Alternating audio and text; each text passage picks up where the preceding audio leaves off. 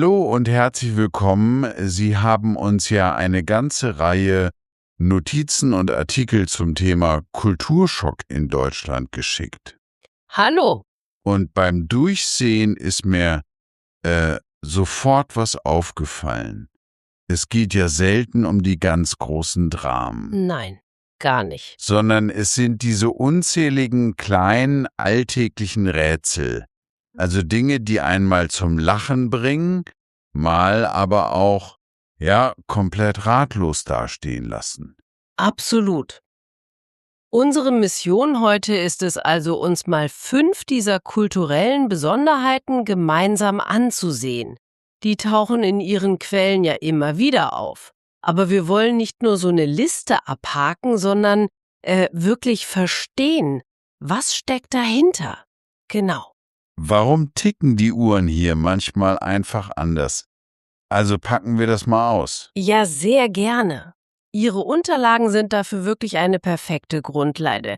Denn diese 5 Punkte, Pünktlichkeit, die Sonntagsruhe, Mülltrennung, Die Klassiker. die absoluten Klassiker, direkte Kommunikation und diese Liebe zum Bargeld, das sind ja weit mehr als nur Marotten.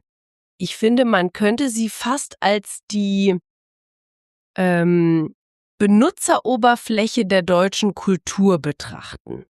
Die Benutzeroberfläche, das ist ein gutes Bild. Ja, oder? Auf den ersten Blick wirken manche Buttons vielleicht, seltsam platziert, aber wenn man die Logik dahinter versteht, also das Betriebssystem aus Werten wie Effizienz, Ordnung, Klarheit, dann ergibt plötzlich alles einen Sinn und aus der Verwirrung wird dann hoffentlich Faszination. Das Betriebssystem der deutschen Kultur. Das gefällt mir.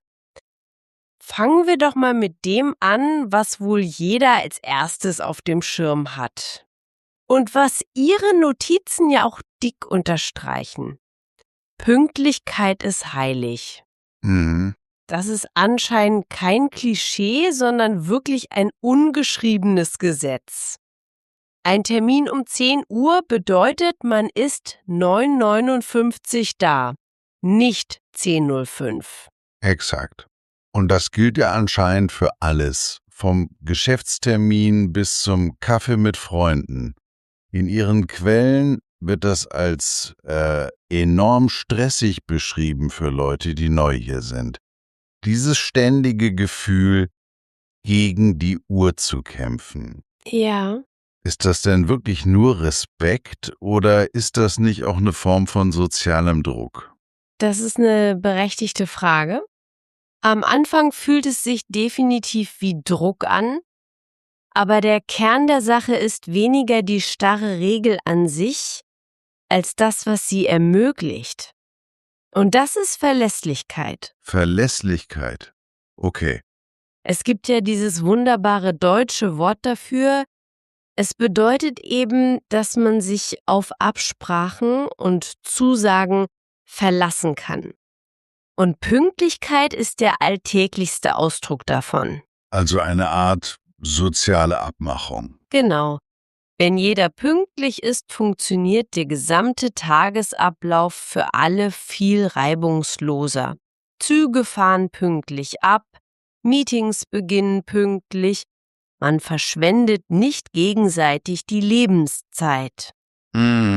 Es ist im Grunde eine gesellschaftliche Übereinkunft, die, sagen wir mal, kurzfristige Flexibilität gegen langfristige Planbarkeit eintauscht. Man tauscht also Spontanität gegen Planbarkeit. Das leuchtet mir ein. Ja, in vielen Kulturen ist es eben wichtiger, im Moment flexibel zu sein. Und in Deutschland ist es wichtiger, dass der Plan für die Zukunft hält. Genau, weil Planbarkeit als die Voraussetzung für Effizienz gesehen wird. Und Effizienz ist hier ein extrem hoher Wert. Okay. Das Ziel ist, ein Ergebnis mit möglichst wenig Reibungsverlust zu erzielen. Wenn 5 Leute jeweils 10 Minuten aufeinander warten, ist ja fast eine Stunde an Produktivität oder Freizeit verloren. Stimmt. So habe ich das noch nicht gesehen. Aus dieser Perspektive ist Unpünktlichkeit nicht nur unhöflich, sondern schlicht ineffizient. Ihre Quellen deuten ja auch an, dass viele diese Verlässlichkeit nach einer Weile zu schätzen lernen. Weil der eigene Alltag dadurch weniger chaotisch wird. Ganz genau. Es ist anstrengend, aber es zahlt sich eben in Form von Stabilität aus. Okay. Aber diese Effizienz und Planbarkeit, die hat ja auch eine Kehrseite. Das zeigen Ihre Notizen zum Sonntag sehr, sehr deutlich. Diese organisierte Ruhe kann sich für jemanden, der Flexibilität gewohnt ist, fast wie ein erzwungener Stillstand anfühlen, oder? Ja, ganz genau. Das ist der zweite große Schock für viele. Sonntags ist Deutschland im Standby-Modus. Im Standby-Modus, ja. Die Geschäfte sind zu, die Straßen sind leer. Es herrscht eine, ja, fast schon unheimliche Ruhe. Mhm. Man kann nicht mal schnell Milch kaufen gehen, wenn man es am Samstag vergessen hat. Das ist ja der ultimative Gegenentwurf zur 24/7-Konsumgesellschaft. Absolut. Und es fühlt sich am Anfang wirklich seltsam an. Ihre Quellen beschreiben dieses Gefühl, vor verschlossenen Türen zu stehen, als so eine Mischung aus Frustration und Ungläubigkeit. Aber ist das in unserer globalisierten Welt nicht auch ein bisschen aus der Zeit gefallen? Vielleicht. Aber genau das ist ja der Punkt. Es ist eine bewusste, eine kollektive Entscheidung gegen diese permanente Verfügbarkeit. Eine gesetzlich verankerte Entschleunigung, sozusagen. Exakt. Damit sagt die Gesellschaft, es gibt einen Wert, der ist höher als Konsum. Und das ist die gemeinsame, ungestörte Freizeit. Zeit für die Familie, für Hobbys, für Erholung. Natürlich gibt es Ausnahmen. Bäckereien oder Tankstellen. Ja klar, es gibt Ausnahmen. Bäckereien haben morgens auf, Geschäfte in Bahnhöfen auch. Aber der Grundsatz bleibt, es ist eine kulturelle Aussage, die sagt, der Mensch ist mehr als nur Konsument oder Arbeiter. Am Sonntag ist er einfach nur da. Und viele Deutsche, das steht ja auch in den Unterlagen, lieben diese Ruhe, weil sie eine verlässliche Pause vom Trubel der Woche garantiert. Eine verlässliche Pause. Da haben wir wieder die Verlässlichkeit. Wieder die Verlässlichkeit. Diese Sonntagsruhe ist also auch eine Regel, die alle einhalten, um dieses gemeinsame Gut, die Ruhe, zu schützen. Genau. Das Prinzip finden wir ja in noch viel extremerer Form bei einem Thema wieder, das Sie mit einem Schmunzeln notiert haben. Die Mülltrennung. Oh ja, das ist ja fast schon ein deutscher Volkssport. Absolut. Es ist die deutsche Ingenieurskunst angewandt auf den Abfall. Man steht vor dieser bunten Batterie von Tonnen, blau für Papier, gelb für Verpackungen Braun für Bio, schwarz für den Rest. und fühlt sich wie bei einer Prüfung, die man unmöglich bestehen kann. Ja, Und Ihre Notizen erwähnen ja auch diesen berüchtigten strafenden Blick des Nachbarn, wenn der Joghurtbecher im falschen Sack landet. genau das. Das ist ja ein eigener sozialer Mikrokosmos rund um die Mülltonne. Total. Es wirkt fast schon pedantisch. Und da frage ich mich, was Ihre Quellen so andeuten. Geht es hier wirklich nur um Ökologie oder ist es nicht auch Ausdruck dieser tiefen Liebe zu perfekten, detaillierten Systemen und vielleicht auch einer gewissen sozialen Kontrolle? Es ist beides, ganz klar. Die Angst, es falsch zu machen, scheint ja ein großer Motivator zu sein. Ja, das schon. Aber der ökologische Gedanke ist zweifellos der Auslöser. Die Umsetzung ist aber, würde ich sagen, zutiefst deutsch. Okay. Dahinter steckt der Glaube, dass man ein komplexes Problem wie Recycling nur dann in den Griff bekommt, wenn man ein lückenloses, detailliertes System entwirft. An das sich jeder Einzelne exakt hält. Exakt. Es ist die Überzeugung, dass Ordnung und klare Regeln zur besten Lösung führen. Der Staat gibt nicht nur eine grobe Richtung vor, sondern liefert eine komplette, detaillierte Gebrauchsanweisung für den Alltag. Und nimmt jeden Bürger in die Pflicht. So ist es. Und ja, die soziale Kontrolle durch die Nachbarn ist quasi das inoffizielle Qualitätssicherungssystem. Aber auch hier gilt: Nach ein paar Wochen der Verwirrung wird es zur Routine. Genau, es wird zu einem Teil des Betriebssystems. Okay, ein perfektes System für den Müll. Aber was ist mit den unordentlichen, komplizierten Systemen zwischen Menschen? Das bringt mich zu dem Punkt, der laut Ihren Quellen für die meiste Reibung und die größten Missverständnisse sorgt: die deutsche Direktheit in der Kommunikation. Ja. Der Klassiker. Absolut. Man fragt einen Kollegen, wie er die Präsentation fand, und bekommt als Antwort nicht: Ja, war ganz gut, vielleicht könnten wir noch, sondern ein klares: Ehrlich gesagt, Folie 3 war unklar und du hast zu schnell gesprochen.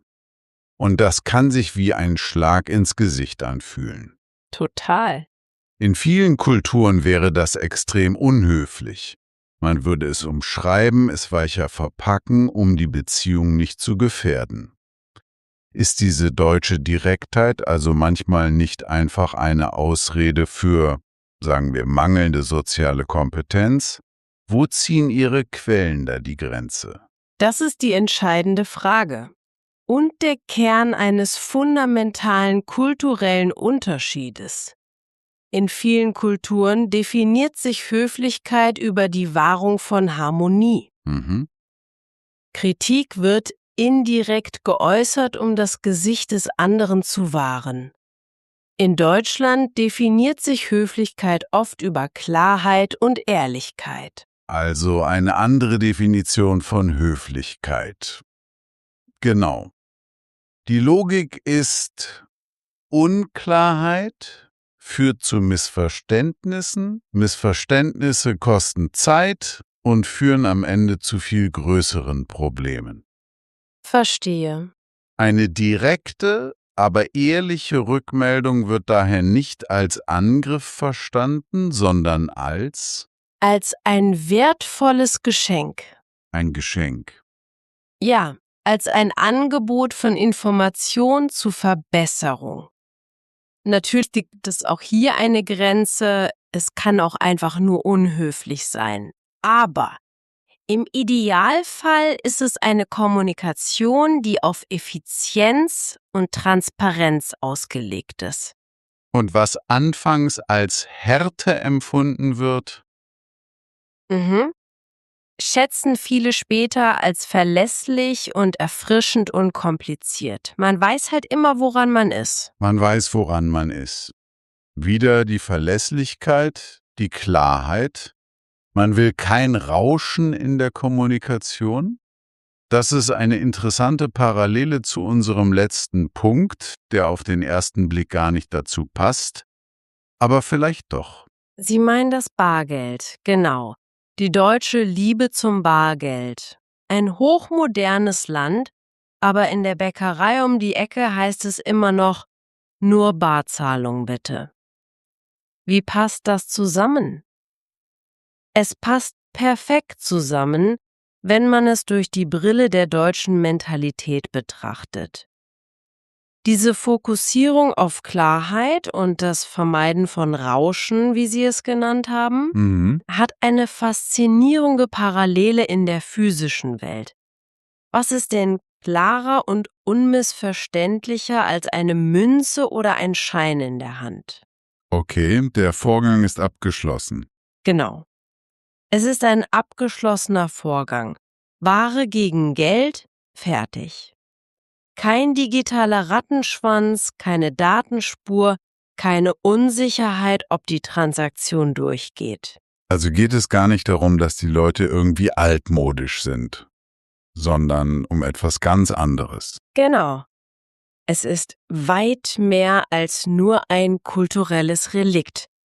Denken Sie mal an die riesigen Debatten, die es in Deutschland um Google Street View gab. Stimmt, ja. Die Skepsis gegenüber der Datensammlung von großen Konzernen, diese Bargeldliebe wurzelt in der gleichen tiefen Sehnsucht nach Privatsphäre und Autonomie. Ah, okay. Eine Kartenzahlung hinterlässt eine digitale Spur. Sie erzählt eine Geschichte darüber, wo Sie wann was gekauft haben. Und ein Geldschein ist anonym. Exakt. Er stellt keine Fragen und erzählt keine Geschichten weiter. In einer immer digitaler und transparenter werdenden Welt ist Bargeld für viele Deutsche ein kleines, alltägliches Stück gelebte Freiheit und Kontrolle. Wow. So habe ich das wirklich noch nie betrachtet. Also, wenn wir das jetzt alles mal zusammennehmen, die Pünktlichkeit, die Sonntagsruhe, die Mülltrennung, die Direktheit und das Bargeld, dann sind das, wie Ihre Unterlagen nahelegen, ja nicht nur 5 seltsame Eigenheiten. Es sind alles verschiedene Ausdrucksformen von ein paar wenigen, aber sehr starken Kernwerten. Mhm. Verlässlichkeit, Ordnung, Effizienz und ein tiefes Bedürfnis nach Klarheit und Kontrolle. Exakt.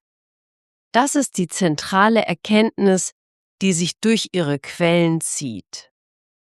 Der anfängliche Kulturschock ist eigentlich nur das Geräusch, das entsteht, wenn das eigene kulturelle Betriebssystem auf ein anderes trifft. Ein guter Vergleich.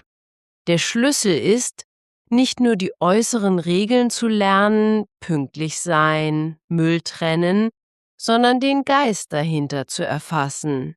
Es geht darum, die Logik zu dekodieren. Und dafür braucht es wahrscheinlich Geduld. Ja, vor allem Geduld, eine gute Beobachtungsgabe und eine Portion Neugier, die Unterschiede nicht als falsch, sondern einfach als anders zu betrachten. Geduld und Neugier.